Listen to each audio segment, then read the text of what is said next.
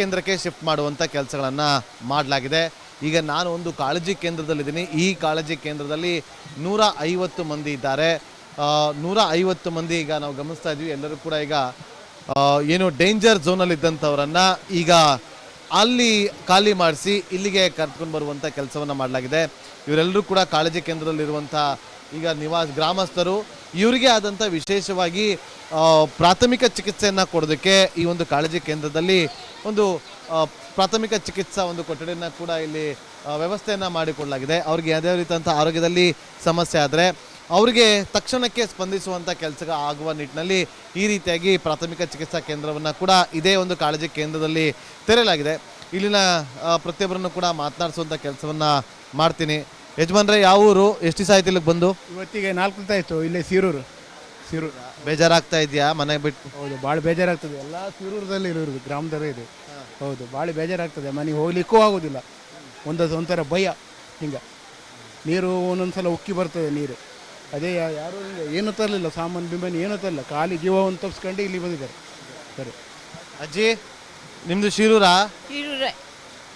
ಬೇಜಾರಾಗ್ತಾ ಉಂಟಾ? ಬೇಜಾರಲ್ಲ. ಇದು ಏನು ಮನೆ ಕಲ್ ಹೋಗೋದಿಲ್ಲ, ಬರೋಕ್ಕಾಗೋದಿಲ್ಲ, ಏನೂ ಇಲ್ಲ. ಈ ನಮ್ಮನೆ ಮಳೆ ಹೋಯ್ತಿದ್ದು ದುಡ್ಕ ತಿಂಬರದ ಹೆಂಗೆ ದುಡ್ಕೋಬೋದು ಯಾರ್ಗ ಮಳೆಲಿ. ಅದೇ ಇಲ್ಲಿ ಸರಿ ಊಟ ಕೊಡ್ತಿದ್ರು. ನಮ್ಮ ಮನೆಗೆ ಹೋಗ್ಕೊಂಡ್ರು ಒಂದು ಊಟ ಬೇಡ ನಮ್ಗೆ, ಬೇಯಿಸೋದಿಲ್ಲ. ತಿಂಡಿ ಎಲ್ಲ ಕರೆಕ್ಟಾಗಿ ಕೊಡ್ತಾವ್ರ ಇಲ್ಲಿ? ಕೊಟ್ಟೇ ಇವರು ಇಲ್ಲ, ಎಲ್ಲ ಬಿಸ್ಕಿಟ್ ಕೊಡ್ತಿರು, ತಿಂಡಿ ಕೊಡ್ತೀರಿ, ಎಲ್ಲ ಕೊಡ್ತೀರಿ, ಚಹಾ ಕೊಡ್ತೀರಿ, ಎಲ್ಲ ಹಾಲು ಎಲ್ಲ ಕೊಡ್ತೀರಿ. ಮನೆಗೆ ಹೋಗ್ಬೇಕು ಅನ್ನಿಸ್ತಿದ್ಯಾ?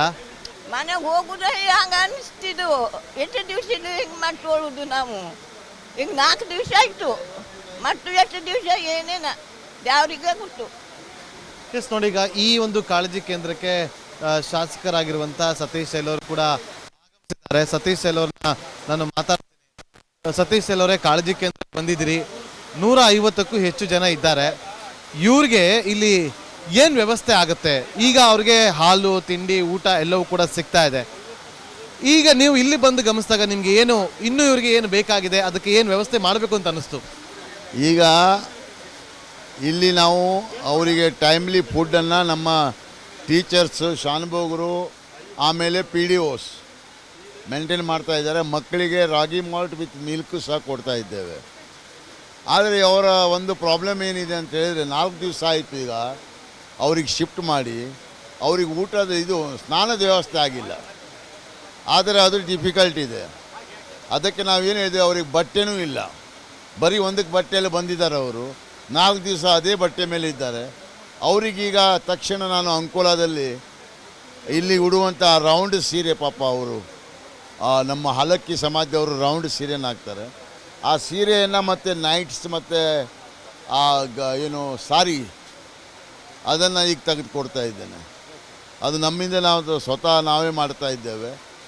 ಮತ್ತು ಅವರಿಗೆ ಯಾವುದೇ ಪರಿಸ್ಥಿತಿಯಲ್ಲಿ ಏನೂ ಪ್ರಾಬ್ಲಮ್ ಆಗಲಿಕ್ಕೆ ಬಿಡೋದಿಲ್ಲ. ಮತ್ತು ಆ ಮಣ್ಣನ್ನು ಅಲ್ಲೇ ಹಾಕ್ತಾಯಿದ್ರು ಈಗ ತಲೆ ಮೇಲೆ, ಇದೇ ಸ್ಕೂಲ್ ಮೇಲೆ. ಅದನ್ನು ಸಹ ಈಗ IRB ಅವ್ರಿಗೆ ಕರೆದು ಸ್ಟಾಪ್ ಮಾಡಲಿಕ್ಕೆ ಹೇಳಿದ್ದೇವೆ. ಎಲ್ಲಿ ಮನೆಗಳಿಲ್ಲ, ಎಲ್ಲಿ ಸ್ಕೂಲ್ ಇಲ್ಲ ಅಂಥ ಜಾಗದಲ್ಲಿ ಮಾತ್ರ ಹಾಕ್ಲಿಕ್ಕೆ ಹೇಳಿದ್ದೇವೆ. ಮತ್ತು ಅಲ್ಲಿ ಒಂದು ಟ್ರಕ್ ಇದೆ, ಒಂದು ಓಲ್ಡ್ ಏನೋ ಕೇಸಾಗಿ ನಿಂತಿದೆ, ಅದು ಅವರಿಗೆ ಡೌಟ್ ಉಂಟು, ಅದು ಮತ್ತೆ ಎಲ್ಲಾದರೂ ಉರುಳಿ ಬರ್ಬೋದು ಅಂತ ಅದನ್ನು ತೆಗಿಲಿಕ್ಕೆ IRB ಅವರಿಗೆ ಇನ್ಸ್ಟ್ರಕ್ಷನ್ ಮಾಡಿದ್ದೇನೆ. ಈಗ ಶಾಸಕರು ಬಂದು ಈಗ ಕಾಳಜಿ ಕೇಂದ್ರದಲ್ಲಿರುವಂಥ ಪ್ರತಿಯೊಬ್ಬರನ್ನು ಕೂಡ ಮಾತಾಡಿಸಿ ಅವ್ರಿಗೆ ಏನು ಅವಶ್ಯಕತೆ ಇದೆ ಅದನ್ನು ಅವರಿಗೆ ಸರಿಪಡಿಸುವಂಥ ಜೊತೆಗೆ ಅದನ್ನು ಕೊಡುವಂಥ ಕೆಲಸಕ್ಕೆ ಈಗ ಮುಂದಾಗ್ತಿದ್ದಾರೆ. ಮಾತಾಡ್ತೀನಿ. ಅಜ್ಜಿ, ಎಂತ ಎಷ್ಟು ದಿವಸ ಆಯ್ತು ಇಲ್ಲಿಗೆ ಬಂದು? 4 ದಿವಸ ಆಯ್ತು ಬಂದು ಸರ್. 4 ದಿವಸ ಆಯ್ತು. ಸರಿ ಊಟ ಕೊಡ್ತಿರೋ, ತಿಂಡಿ ಕೊಡ್ತಿರೋ.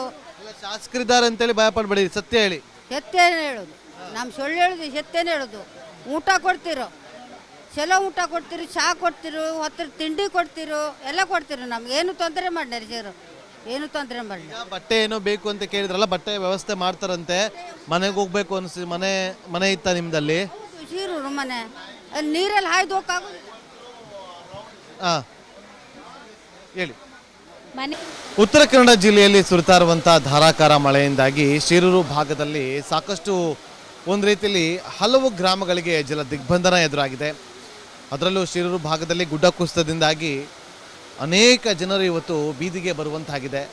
ಅದರಲ್ಲಿ ಪ್ರಮುಖವಾಗಿ ಒಂದಲ್ಲ ಎರಡಲ್ಲ 10 ಗ್ರಾಮಗಳು ಇವತ್ತು ಅಲ್ಲಿರುವಂಥ ಗ್ರಾಮಸ್ಥರನ್ನು ಖಾಲಿ ಮಾಡಿಸಿ ಕಾಳಜಿ. ಉತ್ತರ ಕನ್ನಡ ಜಿಲ್ಲೆಯಲ್ಲಿ ಸುರಿತಾ ಇರುವಂಥ ಧಾರಾಕಾರ ಮಳೆಯಿಂದಾಗಿ ಸಾಕಷ್ಟು ಅವಾಂತರಗಳು ಸೃಷ್ಟಿಯಾಗಿದೆ. ಸಾಕಷ್ಟು ಕಡೆ ಗುಡ್ಡ ಕುಸಿತ ಆಗ್ತಾ ಇರುವಂಥ ಪ್ರಕರಣಗಳು ಹೆಚ್ಚಾಗಿ ಕಂಡು ಬರ್ತಾ ಇದೆ. ಈಗ ನಾವೊಂದು ಜಾಗದಲ್ಲಿದ್ದೀವಿ. ಈ ಒಂದು ಜಾಗ ಇರುವಂಥದ್ದು ಶಿರೂರು ಭಾಗದಲ್ಲಿ ಏನು ರಾಷ್ಟ್ರೀಯ ಹೆದ್ದಾರಿಯಲ್ಲಿ ಗುಡ್ಡ ಕುಸಿತ ಆಗಿತ್ತಲ್ಲ, ಅಲ್ಲಿಂದ ಕೇವಲ ಒಂದು 3-4 ಕಿಲೋಮೀಟರ್ ದೂರದಲ್ಲಿರುವಂಥ ಜಾಗ. ಈ ಜಾಗದಲ್ಲಿ ನನ್ನ ಹಿಂಬದಿಯಲ್ಲಿ ಗಮನಿಸ್ತಾ ಇದ್ದೀವಿ. ಈಗ ಇವತ್ತು ಕುಸಿದಿರುವಂಥ ಗುಡ್ಡ ಇದು. ಇಲ್ಲಿ ಒಂದು ರೀತಿಯಲ್ಲಿ ಆತಂಕ ನಿರ್ಮಾಣ ಆಗಿದೆ. ಯಾಕೆ ಅಂತಂದರೆ ನೋಡಿ, ಇವತ್ತು ಜಿಲ್ಲಾಡಳಿತ ಮುಂಜಾಗ್ರತಾ ಕ್ರಮವಾಗಿ ಶಾಲಾ ಕಾಲೇಜುಗಳಿಗೆ ರಜೆಯನ್ನು ಘೋಷಣೆ ಮಾಡಿತ್ತು. ನನ್ನ ಈ ಭಾಗದಲ್ಲಿ ನಾವು ಗಮನಿಸ್ಬೋದು, ಇಲ್ಲಿ ಕಿರಿಯ ಪ್ರಾಥಮಿಕ ಶಾಲೆ ಇದೆ. ಕಿರಿಯ ಪ್ರಾಥಮಿಕ ಶಾಲೆಯ ಹಿಂಬದಿಯಲ್ಲಿರುವಂಥ ಈ ಒಂದು ಗುಡ್ಡ ಕುಸಿತ ಆಗಿದೆ. ಹಾಗಾಗಿ ಇಲ್ಲಿ ಈ ಒಂದು ಭಾಗದಲ್ಲಿರುವಂಥ ಗ್ರಾಮಸ್ಥರಲ್ಲಿ ಸ್ವಲ್ಪ ಆತಂಕದ ವಾತಾವರಣ ಕೂಡ ನಿರ್ಮಾಣ ಆಗಿದೆ. ಈ ಒಂದು ವಿಚಾರ ಗೊತ್ತಾಗ್ತಾ ಇದ್ದಂತೆ ಸ್ಥಳೀಯ ಶಾಸಕರಾಗಿರುವಂಥ ಸತೀಶ್ ಅವರು ಕೂಡ ಆಗಮಿಸಿ ಇಲ್ಲಿ ಎಲ್ಲರನ್ನೂ ಕೂಡ ಏನೆಲ್ಲ ಸಮಸ್ಯೆ ಆಗಿದೆ ಅದರ ಬಗ್ಗೆ ಅವರನ್ನು ಮಾತನಾಡಿಸುವಂಥ ಕೆಲಸವನ್ನು ಕೂಡ ಮಾಡ್ತಾ ಇದ್ದಾರೆ. ನಾವಿಲ್ಲಿ ದೃಶ್ಯ ಗಮನಿಸ್ಬೋದಲ್ಲಿ ಗ್ರಾಮಸ್ಥರೊಟ್ಟಿಗೆ ಅವರು ಮಾತುಕತೆಯನ್ನು ನಡೆಸ್ತಿದ್ದಾರೆ. ಅವ್ರನ್ನ ಮಾತನಾಡಿಸುವಂಥ ಪ್ರಯತ್ನವನ್ನು ನಾನೀಗ ಮಾಡ್ತೀನಿ. ಸತೀಶ್ ಅವರೇ, ಈಗ ಇಲ್ಲಿ ಗುಡ್ಡ ಕುಸಿತ ಆಗಿದೆ, ಶಾಲೆ ಇದೆ, ಗ್ರಾಮಸ್ಥರು ಇದ್ದಾರೆ, ಮನೆಗಳೆಲ್ಲ ಕೂಡ ಇದ್ದಾರೆ. ಇಲ್ಲಿ ಯಾವ ರೀತಿಯಾಗಿ ಈಗ ಮುಂಜಾಗ್ರತಾ ಕ್ರಮವನ್ನು ತಗೋತೀರಿ? ಯಾಕಂದರೆ 1-2 ಸಾಕಷ್ಟು ಕಡೆ ಇದೇ ರೀತಿಯಾದ ಸಮಸ್ಯೆಗಳಾಗ್ತಾ ಇದೆ. ಈ ಶಾಲೆಯನ್ನು ನಾವು ಈಗ ಸದ್ಯಕ್ಕಂತೂ ಆಪ್ರೇಟ್ ಮಾಡ್ತಾ ಇಲ್ಲ. ಇದು ಗುಡ್ಡ ಬಂದ ಮೇಲೆ ಇದನ್ನು ಸ್ಟಾಪ್ ಮಾಡಿದ್ದೇವೆ. ಮತ್ತು ಇಲ್ಲಿ ಒಂದು ಮನೆ ಇದೆ, ಇಲ್ಲಿ ಕೆಳಗೆ ಆ ಮೇಲಿನ ಕಲ್ಲು ಏನೋ ಜಾರಿದರೆ ಉಂಟಲ್ಲ, ಅದು ಮನೆ ಮೇಲೆ ಬರುವುದು ಖಚಿತ. ಅದಕ್ಕೂ ಸಹ ಮನೆಯವರಿಗೂ ಸಹ ಇಲ್ಲೇ ಓನರ್ ಇದ್ದಾರೆ, ಅವರಿಗೂ ಹೇಳಿದ್ದೇವೆ ಖಾಲಿ ಮಾಡಿ. ಅವರು ಆಲ್ರೆಡಿ ಖಾಲಿ ಮಾಡಿದ್ದಾರೆ. ಸ್ವಲ್ಪ ಇದಕ್ಕೆ ಬೇರೆ ಕೈ ಈಗ ಹಾಕೋದಿದೆ. ನಾವು ನನ್ನ ಪ್ರಕಾರ ನಾವು ಮಳೆಗಾಲ ಆದಮೇಲೆ ಕೈ ಹಾಕಬೇಕು. ಯಾಕಂತ ಹೇಳಿದರೆ ಅಲ್ಲಿ ಕೊಂಕಣ ರೈಲ್ವೆ ಅಲ್ಲಿ ಆಚೆ ಉಂಟು. ಆದ್ದರಿಂದ ಅದನ್ನು ನೋಡಿಕೊಂಡು ಯಾರಿಗಾದರೂ ಎಕ್ಸ್ಪರ್ಟಿಗೆ ಕರೆದು ಅದನ್ನು ತೆಗಿಬೇಕಾಗ್ತದೆ. ಯಾಕಂತೇಳಿ ಈ ಸ್ಕೂಲು, ಈ ವಾಶ್ರೂಮು ಮತ್ತು ಈ ಸೈಡಿಗಿರುವಂಥ ಮನೆಗಳು ಕಂಟಿನ್ಯೂಸ್ ಮನೆಗಳಿದ್ದಾವೆ. ಇಲ್ಲಿ ಸ್ವಲ್ಪ ಕೆಳಗೆ ನೋಡಿದ್ರೆ ಖಾಲಿ ಮಾಡಿಸಿದ್ರು. ಈಗ ಶಾಸಕರಾಗಿರುವಂಥ ಸತೀಶ್ ಅವರು ಹೇಳ್ತಾ ಇದ್ರು, ಇಲ್ಲಿರುವಂಥ ಮನೆಗಳಲ್ಲಿದ್ದಂಥವ್ರನ್ನ ನಾವು ಖಾಲಿ ಮಾಡಿಸುವಂಥ ಕೆಲಸವನ್ನು ಮಾಡಿದ್ದೀವಿ. ನೋಡಿ, ಇಲ್ಲಿ ಆ ಒಂದು ಗುಡ್ಡ ಭಾಗವನ್ನು ನಮ್ಮ ಕ್ಯಾಮ್ರಾ ಪರ್ಸನ್ ರಾಕೇಶ್ ತೋರಿಸುವಂಥ ಕೆಲಸವನ್ನು ಮಾಡ್ತಾರೆ. ನೋಡಿ, ಬೃಹದಾಕಾರದ ಗುಡ್ಡ ಅದು ಕುಸಿದು ಇಲ್ಲೇ ಪಕ್ಕದಲ್ಲಿರುವಂಥ ಮನೆಗೆ ಯಾವುದೇ ಕ್ಷಣದಲ್ಲಿ ಬೇಕಾದರೂ ಬರುವಂಥ ಸಾಧ್ಯತೆ ಇರುವಂಥ ಹಿನ್ನೆಲೆಯಲ್ಲಿ ಎಲ್ಲರನ್ನೂ ಕೂಡ ಬೇರೆ ಕಡೆಗೆ ಕಳಿಸಿಕೊಡುವಂಥ ಕೆಲಸಗಳಾಗ್ತಾ ಇದೆ. ಇನ್ನು ಮತ್ತೊಂದು ಭಾಗದಲ್ಲಿ ಇಲ್ಲಿ ಇದೇ ಒಂದು ನೋಡಿ, ಆ ಗುಡ್ಡ ಅಲ್ಲಿರುವಂಥದ್ದು, ಇದೇ ಮನೆ ಮಾಲೀಕರು ಇವರೇ ಈಗ ಖಾಲಿ ಮಾಡಿದ್ದಾರೆ. ನೋಡಿ, ಈ ಒಂದು ಮನೆ ಮೇಲೆ ಆ ಒಂದು ಗುಡ್ಡ ಕುಸಿಯುವಂಥ ಆತಂಕ ನಿರ್ಮಾಣ ಇದೆ. ಕೇವಲ 1-2 ಮನೆ, ಸಾಕಷ್ಟು ಮನೆಗಳಿದೆ ಇಲ್ಲಿ. ಹಾಗಾಗಿ ಎಲ್ಲರನ್ನು ಕೂಡ ಬೇರೆ ಕಡೆಗೆ ಶಿಫ್ಟ್ ಮಾಡಿದೆ. ಸರ್, ಯಾವಾಗ ಇದಾಗಿದ್ದು?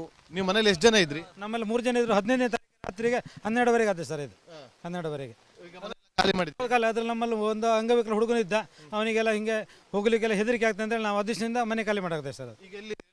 ಈಗ ಅಲ್ಲಿ ಅವರ ನಮ್ಮ ತಾಯಿ ಮನೇಲಿ ಇದ್ದಾರೆ ಅವರು ಹುಡುಗಿಯರು. ನಾವು ಮನೆಯ ಒಂದು ಸ್ವಲ್ಪ ನೋಡ್ತಾ ಮಾಡ್ತಾ ಬೇರೆ ಮನೇಲಿ ವಾಸ್ತವ್ಯ ಮಾಡ್ತಿದ್ದೇನೆ ಸರ್. ಊಟ ಮಾಡ್ತಾ ಹೌದು, ಮುಂದಿನ ಮನೆಯಲ್ಲಿ ಸರ್. ಸ್ವಲ್ಪ ಬರ್ತಾ ಕದ ತೆಗಿತಾ ಮಳೆ ಎಲ್ಲ ಟೈಮ್ ಬರ್ತಾ ನೋಡ್ತಾ ಇದ್ದೇನೆ ಸರ್ ಇಲ್ಲಿವರೆಗೂ. ಹೌದು ಸರ್. ಮಾಲೀಕರು ಹೇಳ್ತಾ ಇರುವಂಥದ್ದು 15ನೇ ತಾರೀಕು ರಾತ್ರಿ ಆಗಿರುವಂಥ ಘಟನೆ ಇದು.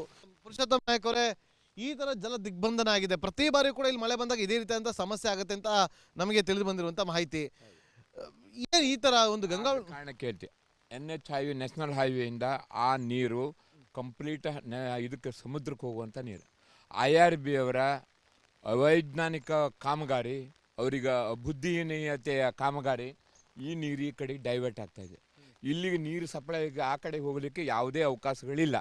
ಅವರು ಆ ನೀರನ್ನು ಆ ಕಡೆ ಡೈವರ್ಟ್ ಮಾಡಿದ್ರೆ ಸೀದಾ ಸಮುದ್ರಕ್ಕೆ ಹೋಗಿ ನೀರು ಸೇರ್ತದೆ. ಇದು ಪ್ರತಿ ವರ್ಷ ಇದು ಹುಟ್ಸಾಕಿ ಇಲ್ಲಿ ಅಗ್ರಿಕಲ್ಚರ್ ಮಾಡೋಕ್ಕಾಗೋದಿಲ್ಲ. ಈ ಮನೆಗಳಿಗೆಲ್ಲ ನೀರು ದುಗ್ತಾ ಇದೆ, ನಮ್ಮ ಮನೆಗೆ ನೀರು ಬರ್ತಾ ಇದೆ.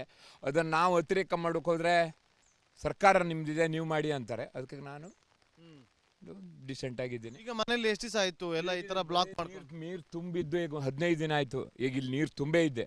ಯಾರು ಮನೆಯಿಂದ ಹೊರ ಯಾರು ಹೋಗ್ತಿಲ್ಲ, ಹೋಗ್ತಾ ಇಲ್ಲ. ಹಾಗೆ ಆಗಿದೆ. ನೋಡಿ, ಈಗ ಸ್ಥಳೀಯರು ಹೇಳೋ ಪ್ರಕಾರ IRB ಅವರ ಆ ಒಂದು ಕಳಪೆ ಕಾಮಗಾರಿಯಿಂದಾಗಿ ಇಷ್ಟೆಲ್ಲ ಸಮಸ್ಯೆ ಆಗಿದೆ ಅಂತ ಹೇಳ್ತಿದ್ದಾರೆ. ಈ ಒಂದು ಗ್ರಾಮದಲ್ಲಿ ಇಂಥ ಒಂದು ಜಲ ದಿಗ್ಬಂಧನ ಆಗುವಂಥ ಪರಿಸ್ಥಿತಿ ಕೂಡ ನಿರ್ಮಾಣ ಆಗಿದೆ. ಇನ್ನು ಗ್ರಾಮದ ಒಳಗೂ ಕೂಡ ಹೋಗಿ ಅಲ್ಲಿನ ಸಮಸ್ಯೆಗಳನ್ನ ಕೂಡ ನಿಮ್ಮ ಮುಂದೆ ಇಡುವಂಥ ಪ್ರಯತ್ನವನ್ನು ಮಾಡ್ತಾ ಇರ್ತೀನಿ. ಅಲ್ಲಿವರೆಗೂ ನೋಡ್ತಾ ಇರಿ republic Kannada. Camera person Rakesh ಜೊತೆ ನಾಗೇಂದ್ರ ಬಾಬು, ರಿಪಬ್ಲಿಕ್ ಕನ್ನಡ, ಉತ್ತರ ಕನ್ನಡ ಜಿಲ್ಲೆ.